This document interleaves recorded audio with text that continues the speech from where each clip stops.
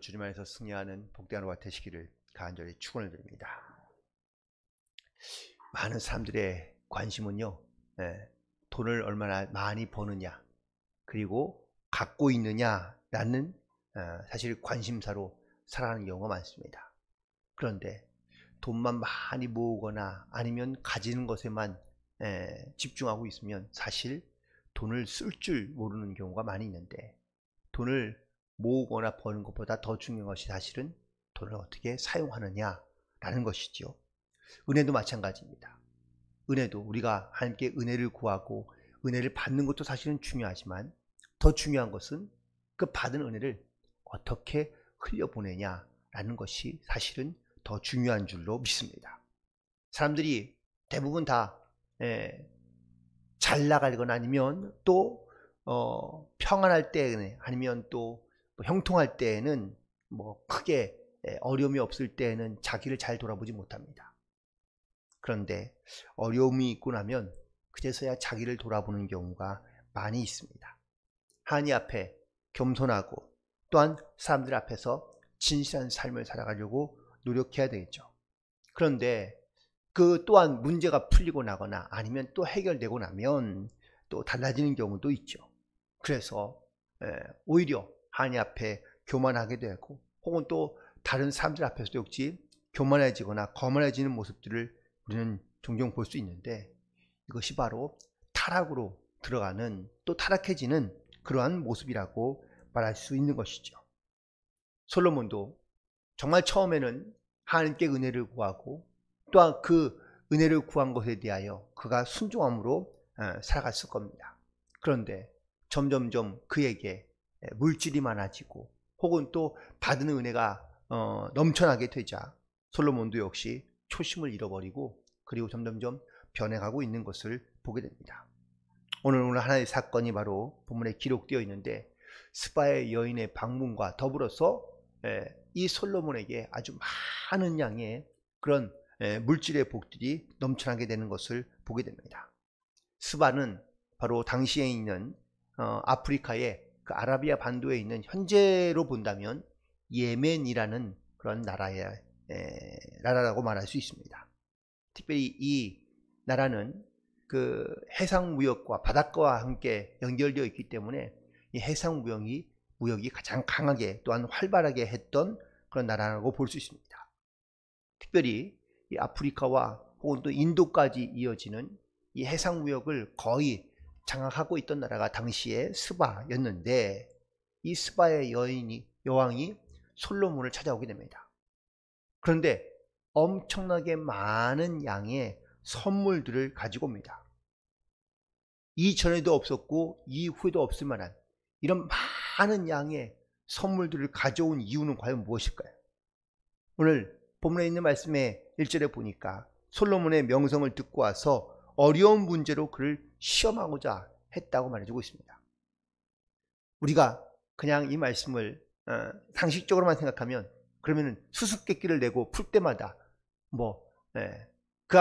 그녀가 가져온 이런 많은 양의 향품과 물품들을 과연 내어놓았을까? 단순히 수수께끼를 풀거나 아니면 또 솔로몬의 지혜를 듣기 위하여, 말을 듣기 위하여 물론 오는 경우도 있겠지만, 이렇게 많은 양의 물품들은요 대부분은 다 무역을 위한 것들입니다. 그래서 자기 나라에 필요한 것을 얻고 또 솔로몬에게는 이것을 그 선물로 주기 위함인 것이죠. 결국 그래서 이 스바에 있는 여왕이 솔로몬에게 묻습니다. 3절에 있는 말씀을 보니까 솔로몬이 그가 묻는 말에 다 대답하였으니 왕이 알지 못하여 대답하지 못한 것이 하나도 없었다고 말해주고 있고요. 2절에 있는 말씀의 끝에 보면 그가 솔로몬에게 나아가 자기 마음에 있는 것을 다 말하였다고 말하고 있습니다. 과연 무슨 말이 오가는지는 알 수 없지만 자기가 하고 싶은 말 혹은 또 묻고 싶은 말을 다 물었고 혹은 또 알아보았는데, 솔로몬이 막히는 것이 하나도 없고 그리고 모든 말에 다 대답하였다고 말해주고 있습니다. 아마 스바의 여왕은 이게 이제 막 신흥 부흥국으로 막 이렇게 막 올라오고 있는 이스라엘, 특별히 솔로몬과 함께 좋은 유대 관계나 혹은 또 어쩌면 좋은 동반자적인 관계를 만들고 싶은 그러한 이유가 있었기 때문이겠죠.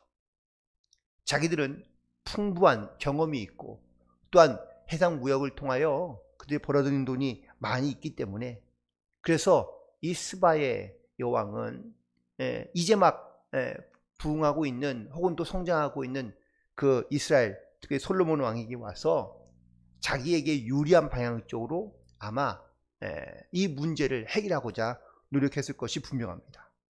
그런데 마주 대하고 보니, 솔로몬의 이야기를 듣고 보니 이 솔로몬의 지혜가 엄청난 것이죠. 막히는 것이 하나도 없는 겁니다. 자기 나라뿐만 아니라 주변에 있는 모든 나라의 소식들과 어떤 어려운 문제를 어떻게 풀어야 되는지 솔로몬에게 있는 지혜로 그녀는 감동을 받게 되고 혹은 또 감탄을 하게 되죠. 결국 이 스바에서 온 여왕은 그녀가 가져왔던 모든 것들을 다 솔로몬에게 내어놓습니다. 10절에 있는 말씀을 보니까 금 120달란트와 12만의 향품과 보석들을 왕에게 주었다고 말하고 있습니다. 이것이 바로 솔로몬이 당시에 어떻게 주변 나라들과 관계를 맺고 있는지를 보여주고 있는 단적인 모습이라고 볼 수 있습니다. 그리고 이런 혹은 또 이런 식의 어떤 이런 무역과 혹은 또 주변 나라들의 관계를 통해서 솔로몬의 1년에 벌어지는 세수가 어마어마한데요. 14절에 있는 말씀에 보면은 솔로몬의 세입금의 무게가 금 660달란트였다고 말하고 있습니다. 우리가 뭐 달란트에 비유해서도 우리가 알듯이 뭐 달란트가 얼마나 큰 금액이며 혹은 또 많은 금액인지를 우리가 쉽게 예상할 수 있는데, 이처럼 이 그 벌어들이는 세수의 어떤 가치가 얼마이냐라는 것보다는 아마 솔로몬이 이처럼 한 해마다 이 무역으로 벌어들이는 세금과 세수가 이렇게 많다는 것은 바로 하나님께서 이 솔로몬에게 부어주신 은혜가 크다라고 이렇게 말할 수 있을 것입니다. 그런데 문제는 지금부터입니다. 많은 양의, 하나님께서 정말로 감당할 수 없을 만큼의 많은 부와 물질을, 은혜를 이 솔로몬에게 부어주셨는데, 이 솔로몬은 이 받은 많은 축복과 은혜들을 어떻게 사용하고 있느냐라는 겁니다. 14절 이후부터 그 부를 그는 이렇게 사용하고 있는데, 이거를 이게 구체적으로 표현하거나 혹은 또 기록해 놓은 이유는 바로 솔로몬이 이 부를 잘못 사용하고 있다는 것을 그대로 여실히 보여주고 있다라는 사실이죠. 16절에 보니까 솔로몬이 쳐서 누린 금으로 큰 방패를 만듭니다. 200개를 만들었는데 금으로 다 칠하여서 만든 방패입니다. 또 17절에 보면은 또 이번에는 또 작은 방패 300개를 만들었는데, 그런데 이걸 다 어디다 둡니까? 전투를 목적으로 만드는 것이 아니라 레바논 나무 궁에 두기 위해서 큰 방패와 그리고 작은 방패를 각각 만든 겁니다. 무엇입니까? 자기 과시용이죠. 또 그는 상아로 만든 큰 보좌에다가 거기에다가 정금을 입힙니다. 아니, 상아로 만든 것도 좋은 건데, 그런데 상아로 만든 것 위에 금을 입혀서, 그래서 금으로 만든 그러한 큰 보좌를 만든 것이죠. 또 21절에 보니까 왕이 마시는 모든 그릇은 다 금이요, 레바논 나무 궁에 있는 그릇도 다 정금이었다고 말하고 있습니다. 또 26절에 보니까 병거와 마병을 모으는데 병거와 마병이 1400대고 마병이 12000명이며 또 각각 성에 두었다고 말하고 있습니다. 사실 지금 이때에 솔로몬은요, 굳이 전쟁이 필요하지 않은 때입니다. 그런데 왜 굳이 마병과 혹은 또 병거들을 다 사서 모으는 걸까요? 심지어 더 나아가서는 보니까 솔로몬 28절에 보니까 솔로몬의 말들은 애굽에서 들여왔으며 왕의 상인들을 값주고 산 것이라고 말해주고 있습니다. 비싸게 돈을 주고 샀다는 이야기죠. 그리고 그것도 애굽에서. 애굽은 지금 사실은 몰락해 가고 있는 나라입니다. 그런데 자기의 아내가 바로 그 바로의 딸이지 않습니까? 그러니까 자기 아내를 봐서 그 애굽에 있는 무역을 할 때에는 조금 비싸더라도 혹은 또 더 많은 그러한 금액을 주고 그래서 이 병거들을 데려오는 겁니다. 29절에서도 한 대에 은 600세겔이요 한 필에 150세겔이라고 말해주고 있습니다. 이처럼 매우 구체적으로 이러한 솔로몬의 행적을 기록하고 있는 이유는 뭘까요? 잘해서 기록해 놓은 겁니까? 아니요, 그렇지 않다는 겁니다. 반대입니다. 하나님은 솔로몬에게 정말 감당할 수 없을 만큼의 많은 물질의 복을 부어주십니다. 또 그의 지혜를 보고 혹은 그의 얼굴을 보기 위하여 많은 나라의 상인들과 무역하는 객상들, 15절에 있는 말씀에 보시면 이렇게 되어 있죠. 그 외에 또 상인들과 무역하는 객상과 아라비아의 모든 왕들과 나라의 고관들에게서도 가져왔다고 말해주고 있습니다. 이처럼 많은 사람들이 솔로몬에게 와서 각 나라의 무역을 위해서 아니면 또한 솔로몬의 지혜를 듣기 위해서 또 이스라엘 나라의 어떤 이러한 부귀와 혹은 또 아름다움을 보기 위해서 많은 사람들이 찾아옵니다. 즉 솔로몬의 어쩌면은 그의 통치 가운데 가장 정점에 이르렀을 그때를 의미하고 있는 겁니다.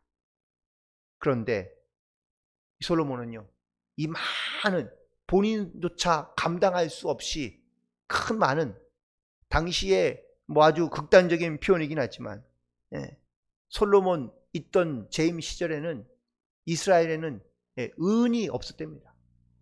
금만 있고 은은 그냥 마치 길거리의 돌처럼 취급하고 마는 이러한 시대, 이처럼 풍요로움을 느끼는 또한 너무 큰 은혜를 받아 그 많은 부를 누리고 있는 이 솔로몬의 시대에 오히려 솔로몬은 그 받은 은혜와 물질들을 엉뚱하게 사용하고 있고요. 그리고 받은 은혜를 올바로 흘려보내지 못하고 있다는 사실입니다. 결국 그러다 보니 솔로몬은 타락하기 시작하는 겁니다. 그가 어떻게 하나님 앞에 기도하며 또 얼마나 또한 간절한 마음을 가지고 살았는지, 또 하나님께서 정말 이 솔로몬에게 어떤 축복을 원하냐고 물으실 때에 그는 물질의 축복보다는 지혜를 달라고 그는 구했는데, 지혜는 얻긴 했지만 그 지혜나 혹은 또 많은 물질의 이 물질들을 어떻게 사용하는지에 대한 지혜는 전혀 없었다라는 것이 아마 오늘 본문에서 나오고 있는 솔로몬의 안타까운 모습이라고 말할 수 있습니다. 솔로몬은 하나님의 성전을 짓는 데에 7년을 걸렸고요. 자기의 왕궁을 짓는 데에 13년을 걸립니다. 물론 그 이후에도 계속해서 자그마한 성들을 지어갑니다. 그의 통치 40년 기간 동안 많은 건물들을 세우고 또 그 왕궁 안에 이처럼 많은 금으로 치장하게 됩니다. 물론 그 시대에도 백성들도 역시 마찬가지로 풍요로움을 많이 느끼며 살아갈 수 있었겠죠. 하지만 정말 많은 이 물질의 축복들이 어떻게 흘려보내야 되며 또 어떻게 사용해야 되는지에 대해서 사실 솔로몬은 깨닫지 못하고 혹은 또 여기에서는 지혜를 전혀 발휘하지 못하고 있는 것을 보게 됩니다. 솔로몬의 타락은 바로 이처럼 받은 은혜를 제대로 흘려보내지 못함으로부터 시작됐다고 해도 과언이 아닙니다. 우리가 하나님의 은혜를 받고 또한 그 은혜를 구하며 그 은혜를 우리가 세워본다면 얼마나 많이 주셨는가 라는 것이 사실은 물론 중요하기도 하지만 더 중요한 것은 받은 은혜를 내가 어떻게 흘려보내고 있는가 라는 것이 더 중요하다라는 사실입니다. 물질도 주시고 건강도 주시고 또한 살아갈 만한 모든 조건을 하나님께서 우리 가운데 주셨다면 또한 이것이 주님께서 나에게 주신 은혜라고 우리가 또한 고백하며 살아간다면 우리는 나만을 위하여 움켜쥐고 있는 것이 아니라 흘려보낼 줄 아는 그러한 믿음과 지혜를 가지고 살아가는 것이 이것이 바로 성도의 모습인 줄로 믿습니다. 교회도 마찬가지죠. 그래서 교회도 받은 은혜들을 어떻게든지 우리는 많이 산 가운데 흘려보내려고 노력하고 있습니다. 그리고 우리는 받은 은혜가 있다면 또한 반드시 흘려보내야 될 줄로 믿습니다. 은혜의 정점에 서는 것이 우리의 목표나 목적이 아니라 우리가 받은 은혜를 어떻게 사용하며 나누며 살고 있으며 또한 이 나눔의 은혜를 함께 우리가 하나님의 영광을 위하여 사용하고 있느냐라는 것이 아주 가장 중요한 또한 우리의 영적인 사명인 줄로 믿습니다. 그러므로 주신 은혜를 잘 기억하며 또한 그것을 나누며 살아갈 수 있는 저와 여러분 되기를 간절히 소망하며 또한 우리의 인생에서 이런 주님의 영광을 나타내며 정말 아름다운 믿음의 선한 영향력을 끼치며 살아갈 수 있는 귀한 믿음의 모든 성도들이 되시기를 주님의 이름으로 간절히 축원을 드립니다. 기도하시겠습니다.